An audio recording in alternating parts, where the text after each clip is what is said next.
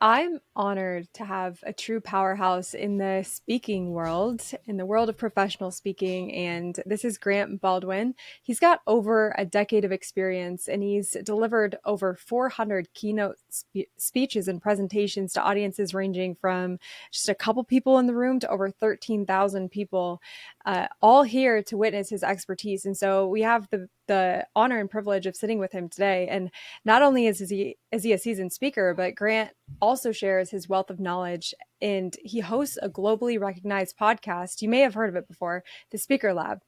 And on his show, he really works to guide aspiring speakers to help them start, build, and grow their speaking business so that they can take and start living life on their own terms too. So, we're going to dive into the art and the business of professional speaking. And we'll probably talk a little bit about how podcasting has a part to do with that as well, of course. And just really how he's created this incredible speaking community now of others who are starting to get out there and just share their impact and their mission with the world. So, thank you so much for being here. Welcome, Grant. Thanks, Jamie. Appreciate you letting me hang out with you. This is going to be fun. Yeah, of course. I'm curious what it means for you in your life now to be aligned with your purpose in your profession. Yeah. So I think, purpose is definitely one of those things that I don't know that you necessarily like wake up on some morning and like, I have this, light bulb, eureka, epiphany type of moment. I think if anything, it's kind of incremental steps of bravery of just kind of figuring it out of what that might look like. And so I've got three daughters and they're 17, 15, 13. And so as they get older and like specifically our 17-year-old, she'll be 18 in a few months and just trying to figure out like, well, what's next, and she's not going to wake up one day and like have it all figured out. And so I think for all of us, like each day is a day of kind of self-discovery and figuring out what are the things I like, what am I good at, what do I enjoy, how does those things translate into perhaps my career, whether that's working with some other company or doing my own thing, or ultimately what does that look like? And so I've heard this analogy before that a lot of times it's kind of like driving a car at night. When you're driving a car at night, you can literally only see a few feet in front of you, but you can travel hundreds and hundreds of miles that way. And so much of life is like that. Like the reality is like no matter we're recording this at the beginning of a new year, and no matter how much goal planning and goal setting we do, and I think there's elements of that are important. Like we have no idea what the next few weeks, months, years look like. As a quick example, there's a friend and mentor of mine, and he recently just shared like this is about a month ago. He is in his 70s, I believe, and I felt some pain, went to the hospital, very healthy guy, found out he had like very, very advanced pancreatic cancer. And the doctors at the time said, hey, you have, about 6 months to live. And that has accelerated down to probably just a few weeks. And I don't say that to say like be morbid or anything, but just the reality of just like, man, life is valuable. Life is precious. You have no clue what the next several, weeks, months, years of life look like. We've all at this point, couple years removed from the pandemic and COVID, is like nobody predicted that or could have anticipated how that would have impacted, our lives and our careers and our families and all that has taken place. And so I think it's difficult to say, hey, everybody knows exactly what their purpose is going to be and they're super clear on that without necessarily understanding and knowing what does the future hold and how do, the things that will continue to take place, how do those continue to shape and impact us? I love that answer. It's so true. Yeah. So just looking in the headlights or let them guide you just a couple feet away. That's all we need to worry about. Yeah. Love it. So you have had this remarkable journey in public speaking. Can you share a bit with the audience here just to share how you got started? What pivotal moments and events kind of shaped this path for you to becoming a seasoned speaker? Yeah. And so if we go way back when I was in high school, I was really involved in my local church and my youth pastor had a big impact on my life. And I was like, I want to do that. Like that seemed really cool. It just seemed like a really rewarding type of career profession. I kind of felt like if I could make the kind of impact in others' lives that he had made in my life, that seemed satisfying and gratifying. And so Yeah. that was kind of the path I was on. So I actually went to Bible college, and actually while I was in college, I worked for a guy who was a professional speaker, and so I kind of got to see a little bit behind the scenes of what that was like, and helping him with the business and logistics and travel and contract and that sort of thing. And then I was a youth pastor at a local church, and that gave me a lot of opportunities to speak. And speaking was one of those things I really enjoyed. I felt like I was decent at it. I wanted to do more of it, but I just didn't really know, like, how does this work? Like, how do you actually find gigs, and what do you speak about? Who hires speakers, and how do you get started? And it just feels like the speaking industry feels like this mysterious black box. And so at the time, this was about 17, 18 years ago or so, there weren't any podcasts on this. There weren't any books or resources or courses or coaches or anybody really talking about this. So I found myself like emailing other speakers, harassing other speakers, stalking them, kind of pick your brain sort of stuff, and like learning a couple things, and started booking a couple gigs, and eventually, some more gigs and more gigs. And, it kind of evolved into the point where I was speaking full time and was doing about 60, 70 gigs a year, and had a lot of people were asking me the same questions that I was asking, like, hey, how did you get started? And how do you become a speaker? What do you speak about? And so I started doing some coaching training around that. And that really evolved into what we do today with the Speaker Lab, which is a coaching and training program and company for people who are interested in speaking, learning about speaking, wanting to build a business as a speaker. And so that's the core of what we do today. But yeah, ultimately it started again, kind of these progressive iterations of what this could look like. But ultimately started, even back in high school, of going like, hey, there's a speaker that I identify with, that I relate with, that has made an impact on me. What would that look like for me to do the same with others? Mm. I love the evolution of that. Went from you speaking on stage to the audience, and now you're helping speakers all over the world do the same. I mean, your impact now is, I mean, you're touching more lives than I'm sure you can even imagine Yeah, I mean, right it's now. certainly like satisfying and rewarding. Of Mm. as a speaker, I really really enjoyed what I was doing, but I knew it was also. I had a friend say one time, like, speaking is a high paying manual labor job, in that the Ooh. nature of speaking is you get on a stage and you speak. It's fun. Like, a lot of times people will clap for you, and people will stand up and clap for you, or people want to take pictures with you, or want your autograph. It's like this weird type of pseudo celebrity type deal, and it's super fun. But the nature of it is you have to get on a plane, you have to leave your family, you have to go somewhere to perform the task. And so it's kind of similar Mm. to, a surgeon. A surgeon makes really good money for what it is that they do, but they got to show up and do surgery. And so Mm. I knew in order to grow as a speaker, my options were either I needed to do more gigs, which just meant being gone more, which wasn't really appealing, or I needed to increase my fees. And at the time, in the market and industry that I was in, I was kind of on the upper level of what I felt comfortable charging in that space, and what you could really command in that space. And so but I had enough people who were asking me, like, I want to be a speaker. How do I do that? And so Mm. that's when, again, we started doing some coaching training around that. And so fast forward, I know we've worked with, thousands and thousands of speakers. And yeah, I think in some ways it's kind of like the rock that hits the pond and the ripples that go out. And so I know that the speakers that we work with who are going to speak to their audiences, of how, hey, we were able to take, be a tiny, tiny little part of that, and facilitating that, or helping to make that happen. Mm. And so, yeah, it's incredibly, satisfying and rewarding. I think we could Mm. all, every single one of us, like, we could all think about like speakers that have impacted us, and something that they said, and Totally. something that, or maybe an interaction that we had with them off stage, and how it impacted or shaped our lives in some way. And so to help other speakers to experience that in the future, or to provide that opportunity for audiences that they speak to, is incredibly rewarding and satisfying. So speaking is one of those things that, like, I'm certainly biased, but it is an amazing industry, where people can make a huge impact, can make a lot of money, can make a real difference in the work that they're doing. It's one of those things that has been around longer than either of us have been alive, survived generations and of wars and pandemics and depressions and 9/11, and all the things that may go along with those. And regardless of what happens in the future with economy, technology, AI, whatever it may be, like, humans still love to get together with other Mm. human beings. We saw that with the pandemic. As soon as the Totally. pandemic was over, as best as possible, like, people were craving to get together with other human beings. And so we are always going to be drawn toward that, and hearing from and learning from a speaker in that type of setting. So yeah, the speaking industry is just it's a really, really phenomenal industry.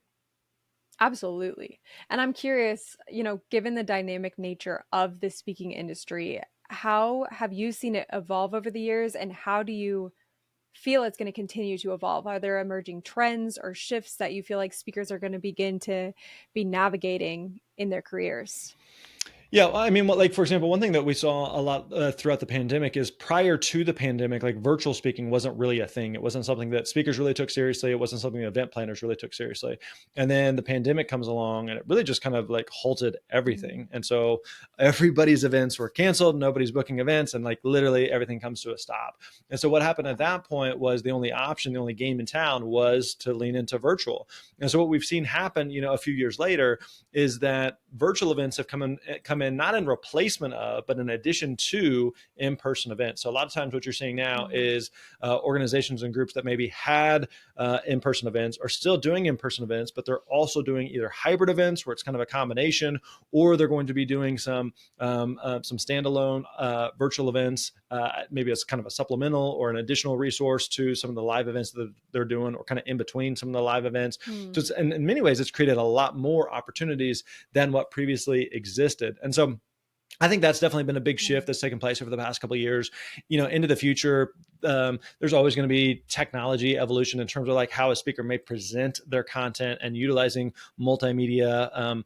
There was a presentation I saw recently where the speaker was using like some almost like a holographic type of imaging on the stage, Wow. and it was just kind of just a unique type of experience. And so there's an element of that, but at the end of the day, like the core part of being a speaker is having a really, really clear message and being able to really clearly articulate that and communicate that to an audience in a way that gets them to take action or change or do something different, personally or professionally or in their business or whatever it may be. And so I think like the core elements of speaking, there's going to be nuances that will shift and change, but the core elements of speaking, those things will continue to remain the same into the future. Okay. Yeah, I've definitely seen a lot of virtual events happening. And I think it's such a great way for you to avoid having to travel for both parties. So I love that the world's shifting in that way, at least for some things. I hope the in person events Yeah, I mean, continue. there's pros and cons to it for sure. There Totally. is, we're recording this virtually right now, and so it creates the opportunity where both of us can be, in our homes or wherever, and we can make that work. Whether you are doing a webinar or virtual presentation, where you can have people who are all over the world who can tune in. Yeah, Now, it also like it doesn't replace the in person connection. Nothing compares to nothing. hugs and high fives and handshakes and just being together with other human beings. And in-person time, like it changes the dynamic of relationships. It brings people closer together. Otherwise, like families would just exist over Zoom, but like that doesn't work. Over the holidays, we want to be around the people that we love. We Mm, want to hang out with them and totally. socialize with them. And so it's so important to have those in-person experiences in addition to the virtual experiences as a speaker and as an audience. Yeah, and that's actually bringing up a point of how we got connected in the first place was that podcast movement where I was around your team and I got to feel their energy and just see how they just hold your company vision to such a high standard. And they got me excited about the Mm. speaker lab. And I actually had a chance to read your book as well from and because of that event and actually see one of the students that has gone through your program speak on this stage. And I actually, funny enough, am Oh, using your that's pen cool. right now because of that experience in person. And so now we're kind of taking the physical and bringing it virtual now here Right. together, which is really exciting. So I think there's a way to kind of mesh both of the worlds beautifully.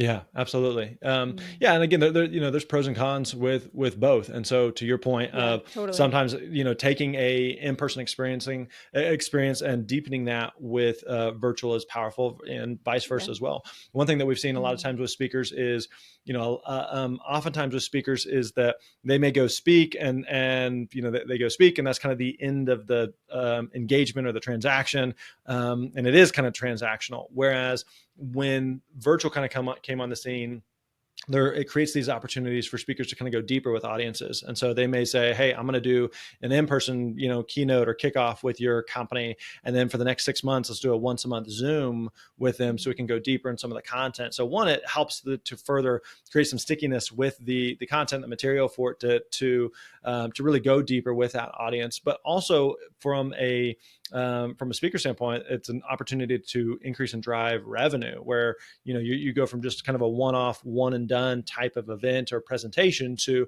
now let's do something for, several months or a year or whatever period of time there that deepens the relationship and again kind of increases the value and the revenue that the speaker may derive from that. Yeah, absolutely. Absolutely. And it also helps whoever's in the audience actually integrate those lessons long term with the implementation as well, I'm sure. So you were starting to mention that clear messaging is one of the most important things that a speaker could have, especially when they're giving a keynote. How do you go about clarifying what that message would be to hold the most impact for the audience?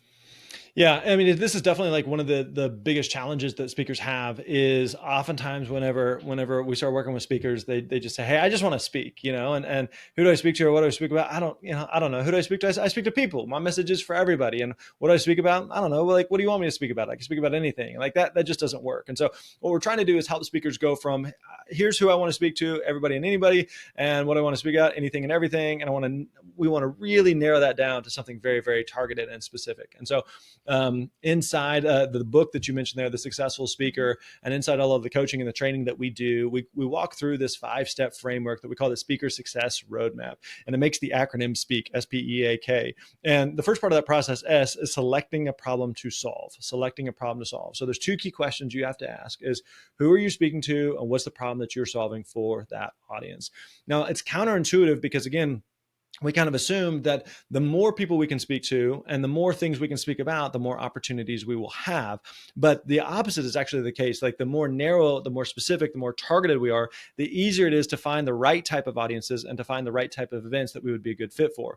And so the way we always like to describe it is you want to be the steakhouse and not the buffet. The steakhouse, not the buffet. Meaning, like if we're going out to eat and we're looking for a good steak, like we have a choice. We could go to a buffet where steak is one of 100 things that they offer and they're all mediocre, or we could go to a steakhouse where they do one thing, but they do that one thing really, really well. So they're not trying to do lasagna. They're not trying to do pasta or sushi or, sandwiches or whatever. Like they do steak and that is it. They're not trying to appeal to vegetarians. Like we're a steakhouse. This is what we do. And so you see so many speakers, and this isn't exclusive to just speakers. This is true with a lot of companies and personal brands of saying, I need to try to reach everybody and anybody. But the bigger, broader, vaguer you go, the less appealing you become to the right type of audience. Another way I like to think about this is, let's imagine, Jamie, like God forbid you had some type of like brain issue and you had to go see a doctor. Like you have a choice. You could go to your local family medical doctor. Like they're a doctor. They went to med school. They probably know more about the brain than you or I do.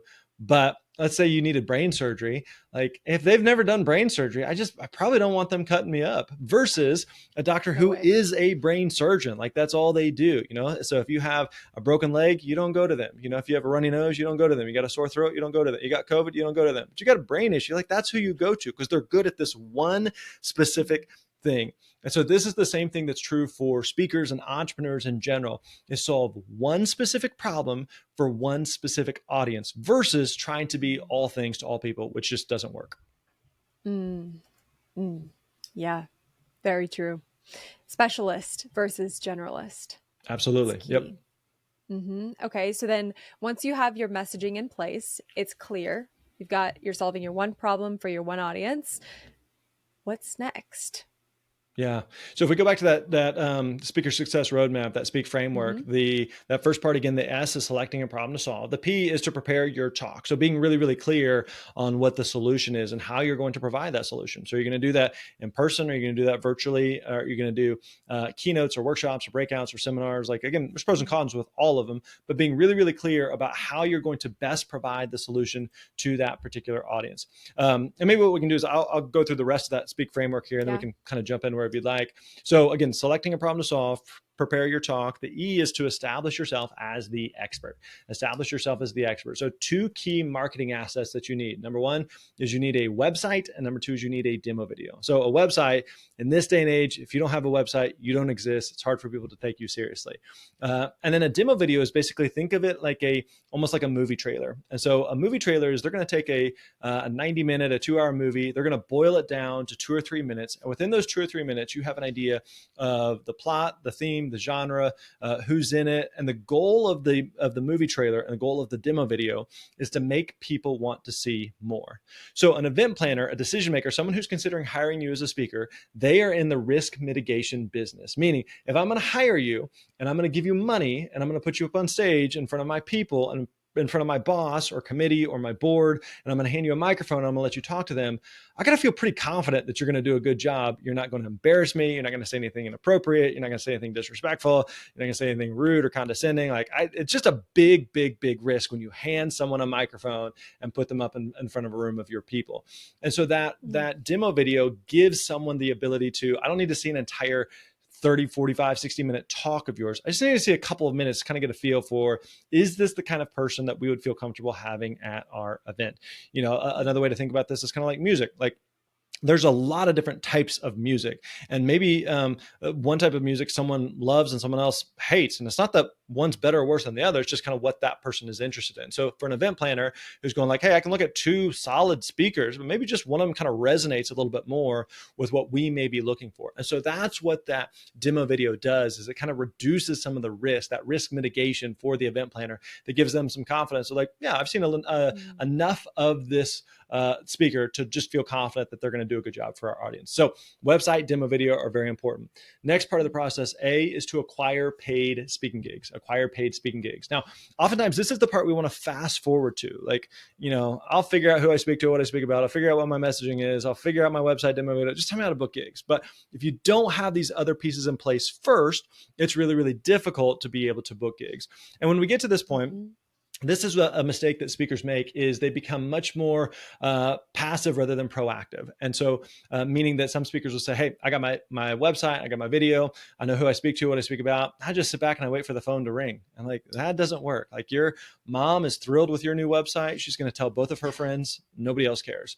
And so at this point, we have to, again, be much more proactive about getting the messaging out. So when we're clear on who we speak to, what we speak about, reaching out, identifying potential events, starting conversations with them, following up, and again, being much more proactive rather than just like, I just listed it, I mentioned it on a Facebook post, I mentioned it on LinkedIn. Like, again, nobody's going to look at it, nobody's going to click on it. So you have to, again, continually be staying top of mind for people that may be looking for speakers like you.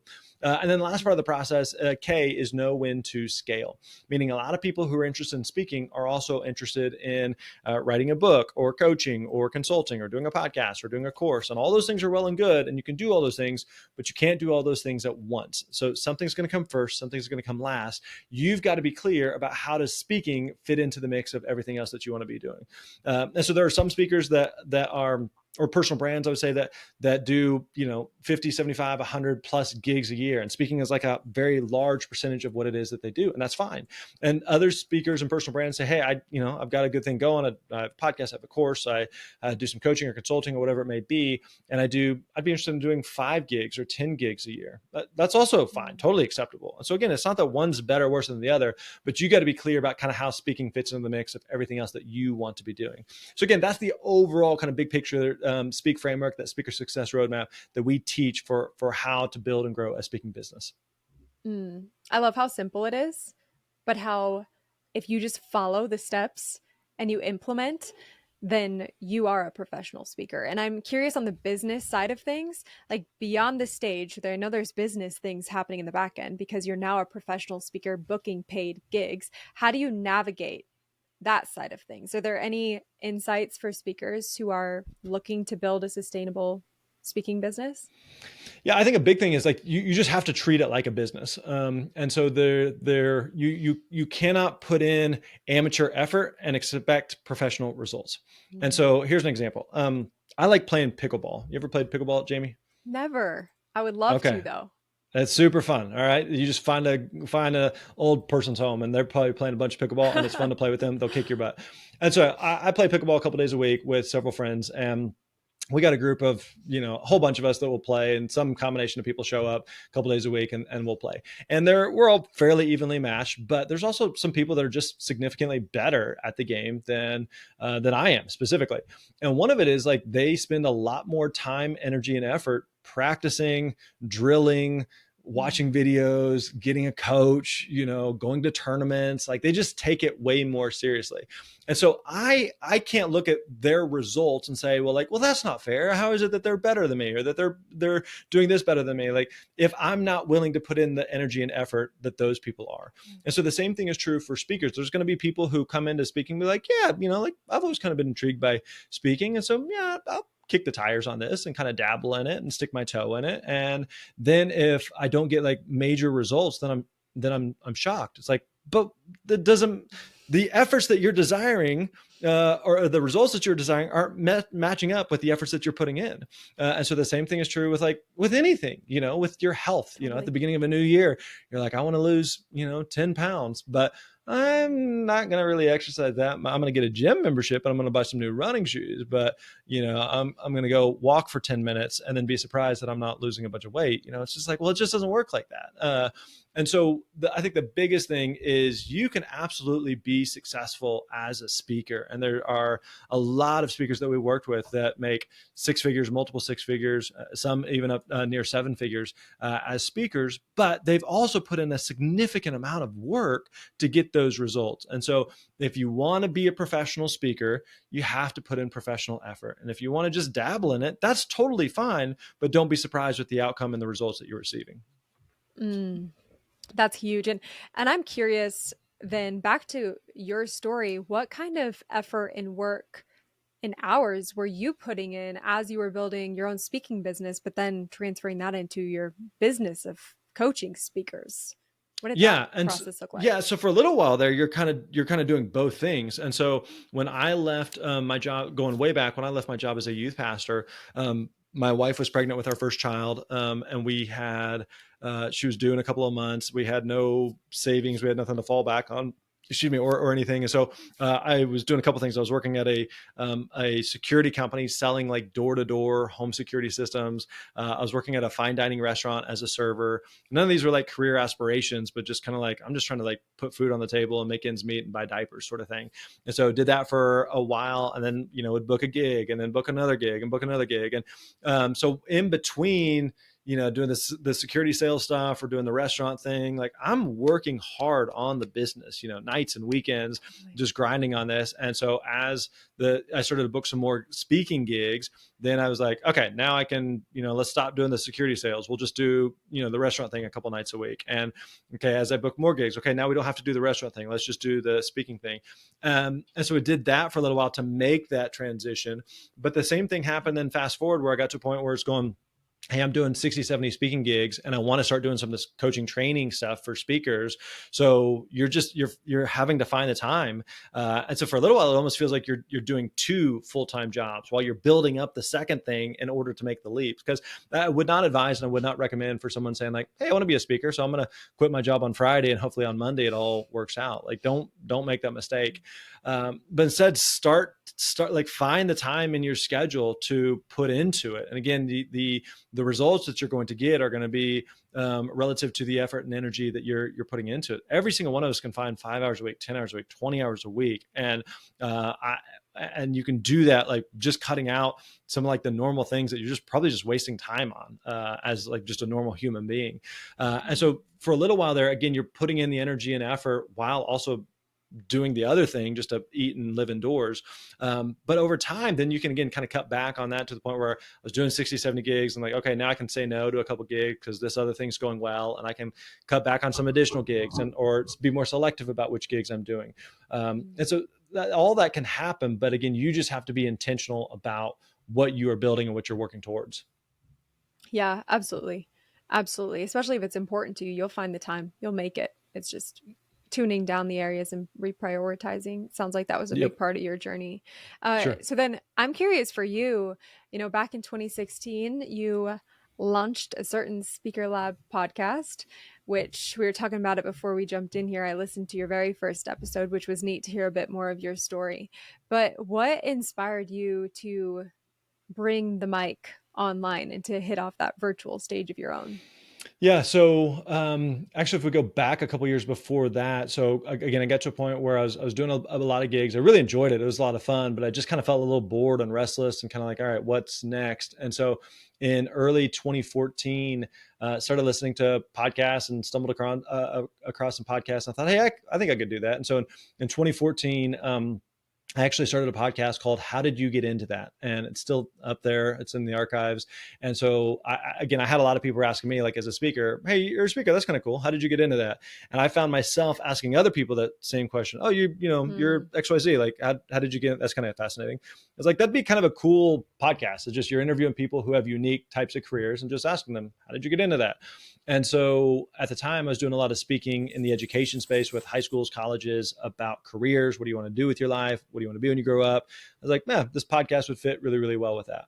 And so I did that mm. for about a year and a half. We did, I think, almost 150 episodes or so, just asking people, how did you get into that? And then in early 2015 is when we started doing some of the coaching training around the speaking stuff. That started to go well. And so as that went well, then kind of late 2015, I kind of had this crossroads of going, okay, I'm doing a lot of speaking. I've got this career podcast that's fun. I've got a lot of speaker training that I'm doing, and I see a lot of potential that I'd like to lean into that more. So what we ended up doing was saying, okay, we're going to start what became the Speaker Lab. So we started the Speaker Lab in January of 2016. And then in December 2015, right before then, is when we ended the How Did You Get Into That podcast. January 2016 is when we started the Speaker Lab podcast. And really kind of like try to put our flag in the ground of like, hey, this is a topic we want to be known for, that we can teach people on, and we want to be an expert for. And so, yeah, fast forward, we've been doing the podcast. We do one episode a week. We've been doing that for I guess 7 years now, 8 years, whatever that math is.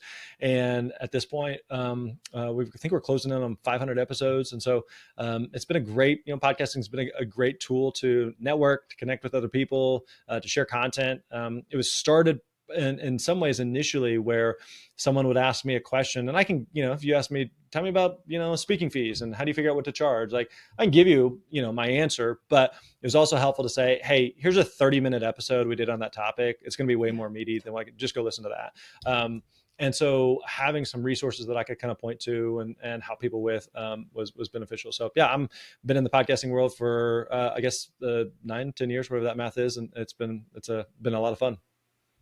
Oh, I love that. And I noticed that you do accept audience questions, and at least in the first episodes that I was listening to, you used to do that. Is that something you still do? And if so, I'm curious, what do you feel your top questions are that you find yourself answering about the topic? Yeah, we don't do it a ton. We just, I mean, we could, we just haven't been as intentional on it as far as like taking soliciting audience questions. But yeah, it was definitely something that we did early on there. I mean, I think like most people, that you get a lot of the same questions, and so it's Totally. questions around how do you get started and what do you speak about and who hires speakers and how much do you charge and just kind of, just the basics of how does it work. Yeah. And so, yeah, there's definitely like a lot of questions around that. Some of them may be nuanced questions of, I'm interested in speaking fees, but not just generically. Like I want to speak at, nonprofits, do nonprofits Mm, pay? And, I want to speak to corporations. Can I charge more at corporations? So mm, some nuances like that. But I mean, like a lot of things, you get a lot of the same questions, but it's still like, totally. I, I think in a lot of ways, the podcast and overall the Speaker Lab itself are resources that I wish I had when I got Mm. started, because I had all the same Same, questions of yeah. just like I always felt like I had the potential, but I needed the plan. I had the potential, but I need Mm, the plan. Meaning, like, I think I can do this. Like, I'm not the world's best speaker. I'm not the world's worst speaker, but there's something there.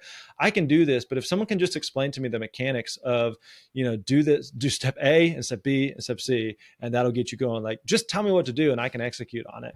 And so that was, I think, a big part of and a big driver to starting the Speaker Lab is going, what is it that I wish I had when I got started? And how do I help speakers that were where I was when I was getting going, feeling like they've got the potential, mm. they just need the plan. So how do we give them that plan?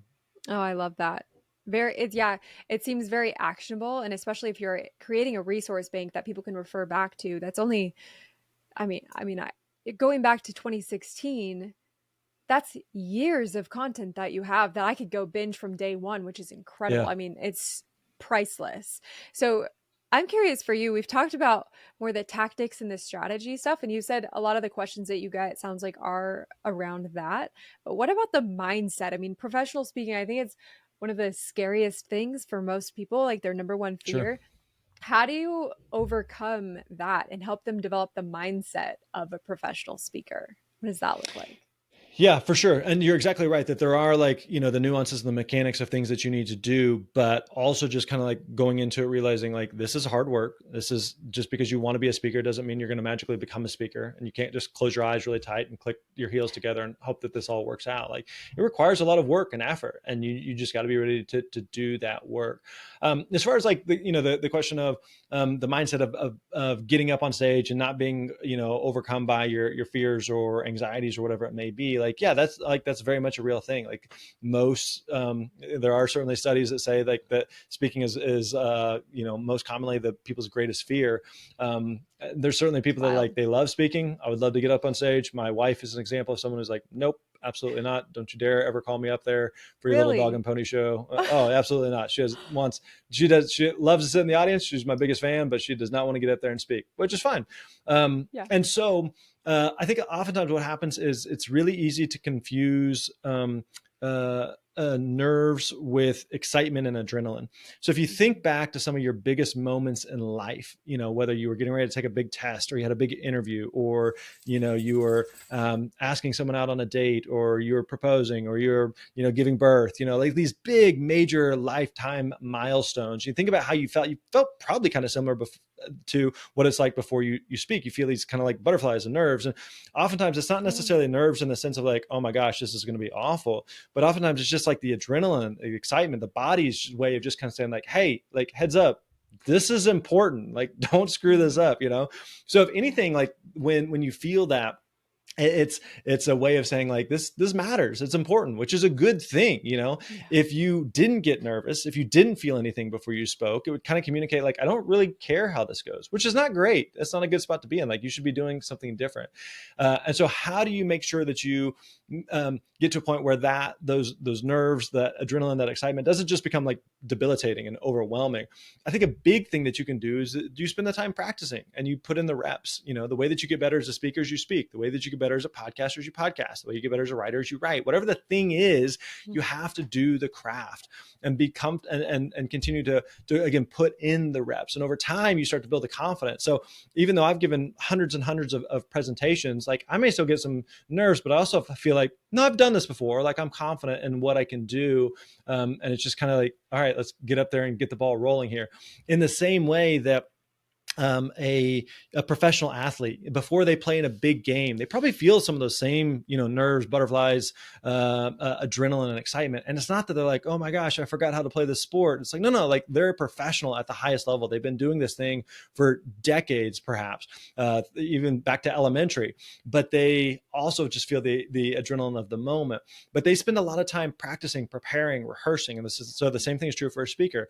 The best speakers on the planet don't just like get up and wing it, and I'm just going to kind of scribble some thoughts on a napkin and hope it just works out. Like, no, like, it really, like, every word and sentence is really thought about and crafted. And so by the time they get up, it may look natural, it may look like they're just winging it, may look like they're just shooting from the hip, but there's so much intentionality that has gone Mm. into it that by the time they get up, like, they are a professional at what it is that they are doing. And so the same thing is true for a speaker, is to really spend the time practicing, preparing behind the scenes. That'll give you a level of confidence when you get up on stage.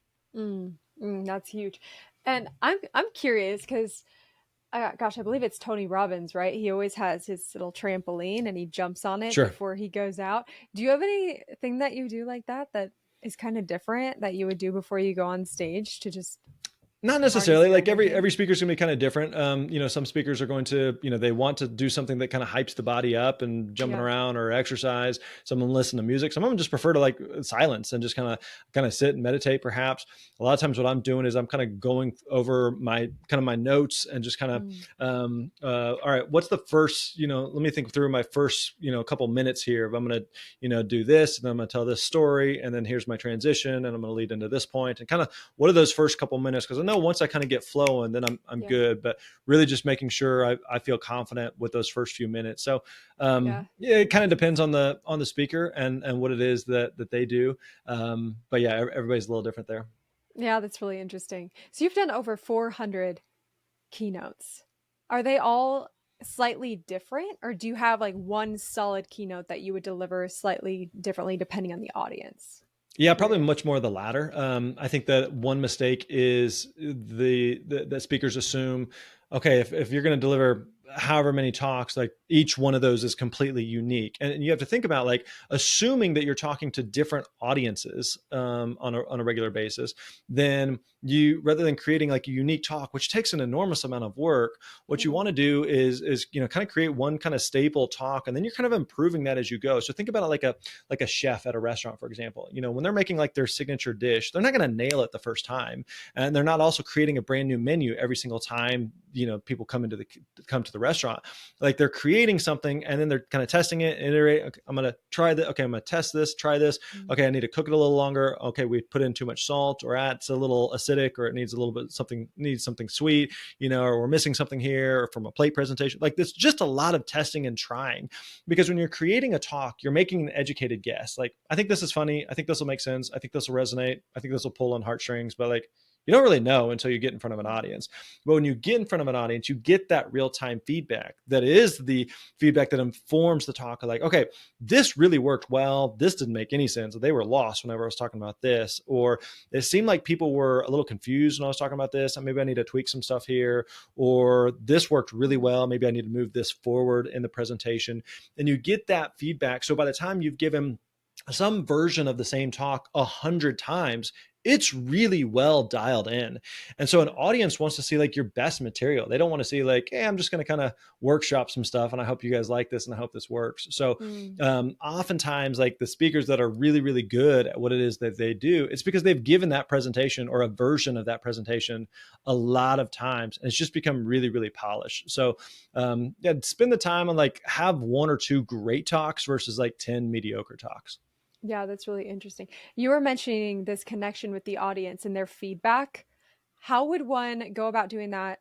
And now on Zoom, I know there's a chat, but what about a podcast where you're speaking to a microphone where you don't necessarily get that feedback right away from an episode? Yeah, I do think it's very different. Like podcasting is a very different medium than speaking, because you're Yeah. exactly right. Okay. Like nobody's gonna there however many people listen to this, you and I will never watch someone and just sit there and watch them listen to this, because So podcasting is never very thought about that. passive. Yeah, passive. It's a very passive medium. Like people are listening to this while they're at the gym, they're driving their car, they're making dinner, they're doing laundry. They're doing something and kind of listening to this in the background. That's the way I consume podcasts. That's the way most people consume podcasts, right? Whereas Totally. with speaking, as a speaker, you are watching people's faces as the Mm, content is being delivered, and so it's very, very different. You'll never, like we've sold a lot of copies of a book, and I've never watched someone sit and read my book. So I couldn't tell you, how they are like interacting with it real time. If someone reads a blog post or your social media content or watches your YouTube video, like you just don't get the real time feedback that you mm, do with speaking. And so mm, I think being podcasting is a good step in the right direction. If I'm telling a story, for example, like I can get some feedback from you, and do I just feel comfortable and confident in telling this story that I might try a couple different times and a couple different iterations of via a podcast, and then I might try it on stage because I feel a bit more confident with that. mm. But podcasting is definitely it's just a different medium than speaking. Yeah, that's really interesting. That feedback element must be so cool just to see the whole room light up or cheer, stand up and clap. Yeah, that's really exciting. Mm. Yeah, I mean it's super rewarding because like where else, what other career or profession do you do? And then people are like, let me just clap for you because that was really cool. Like you and I may have an Yeah. amazing podcast here, and like nobody's clapping for us. Like we're never going to see that. Nobody's going to come up, line up, or talk to us afterwards or anything. Or like, hey, that was really cool. Can we take a picture together? Like that's not a thing with this type of medium. And so with speaking, again, getting that real time feedback in the moment is really powerful. Mm. Oh, that's incredible. So then on your journey, do you have a book that you feel changed your life? Or maybe it was a podcast that you listened to that you feel would be a valuable resource for someone looking to get into this avenue? And of course, we're going to bring up yours next, but one that helped you on your journey. Yeah, let me think here. I mean, so like early on, a big influence for me was Pat Flynn's podcast, Smart Passive Income. Mhm. So that was one that I listened to. That I was like, okay, what's this online business thing and courses and how does this work? And so his podcast early on for me was very, very helpful. Since then Pat and I have become good friends, and his work's really, really good. So that'd definitely be one to check out. I was trying to think of another podcast. There's a good podcast I listen to currently that's called My First Million. That's a really good one. It's two guys kind of shooting the breeze about all things entrepreneurship and business ideas and getting started. So that's a good podcast. People ought Check to ought that to check out. out as well. I will definitely check that out. And then, please, will you share a bit about your book and your podcast and where we can find you? Yeah, so the book is called The Successful Speaker: 5 Steps for Booking Gigs, Getting Paid, Building Your Platform. So definitely check that out on Amazon, Kindle, Audible, wherever. And then the so that takes the that speak framework that we talked about and just expands on that. It goes a lot deeper there. So definitely check that out. And like you said, the podcast is called the Speaker Lab Podcast. We've been doing that for several years now, coming up on 500 episodes. So anything and everything related to speaking, all things speaking, a lot of content there. So that's another great resource to check out. Mm, that'll get someone going. Beautiful. And then, is there anything else coming up for you right now that you feel called to share before we wrap things up here? I mean, everything we do is over at thespeakerlab.com, thespeakerlab.com. We got a lot of free resources there. I mean, we'd certainly have coaching programs if people want to learn more about that and how we can kind of work together and what that would look like. There's information on the site. But also I would remind speakers, like, you don't have to spend a dime with us. We did a podcast interview with a guy a year or two ago during the pandemic. He was interested in speaking. He Googled about becoming a speaker. He came across our podcast. He listened to every single episode and he's like, I just applied it and I just implemented it, did what you told me. In his first year, he made over $100,000 speaking. He never spent a Wow, dime with that's us. He just listened to incredible. the free podcast, did what we said. And I was like, dude, that's awesome. I wish more people would do that. He took action on it. He implemented it. He applied it. He did it and he's doing the thing. And we did not make a single dime from that. And so that's totally fine. Take the podcast, listen to it. There's a lot of content there. Check it out. But again, if you want to go deeper and work with myself and our team, then there's certainly opportunities to do that. And again, all of that is over at thespeakerlab.com. Wonderful. Well, thank you so much for being here and just sharing more of your expertise. I really appreciate it. Thanks, Jamie. Appreciate it.